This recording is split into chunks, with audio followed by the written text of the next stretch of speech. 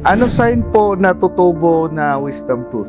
Karamihan po ngayon sa nakikita ko, marami po tinutubuan ng wisdom tooth. Usually po tumutubo talaga ang wisdom tooth from 18 years old to 25 years old. Ngayon, swerte ka kung hindi ka tutubuan ng wisdom tooth kasi masasave mo yung sarili mo mula sa surgery or tinatawag natin odontectomy. Ngayon, paano malalaman kapag tumutubo na siya? Usually, masakit siya. Tapos, nagkakaroon ka ng limited mouth opening. Tapos, minsan talagang babagoy niya yung lifestyle mo. Sa sobrang sakit niya, hindi ka na makakatulog ng maayos, hindi ka makakakain ng maayos. Pero, para safe to say na tinutubuan ka na talaga nga ng wisdom tooth or ma-rule out na talagang wisdom tooth yung sumasakit mo, maganda ho meron kayo radiograph.